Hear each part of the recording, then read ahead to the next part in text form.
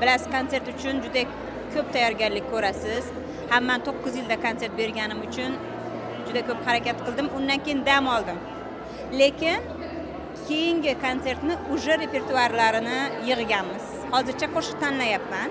Hali ovozlarim tushganim yo'q. Ketma-ket ovoz tushib, xudo xolasa premyera ketma-ket bo'ladi. Xo'p, o'sha kutilayotgan konsert qachonlarga reja qilinyapti? Rejam aslida 2027, xudo xolasa sog'lik bo'lsa, 2027 ga qilyapmiz. O'zi qarang, mana siz o'sha yangi qo'shiqlarsiz, eskilarni o'zini aytsangiz ham o'sha bitta konsert chiqadi. Nima uchun juda kam konsert berasiz? Bilasizmi nimaga?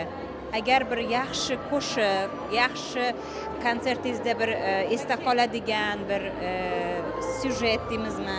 Shunaqa narsa bo'lmasa, hammanikiga o'xshab qoladigan konsert bo'lishini xohlamayman. Bo'lsa, zo'r bo'lishi kerak-da. Har yil nomiga konsert bergim yo'q. Для галочки deydi-yu. O'shaning uchun bilmayman shunaqa.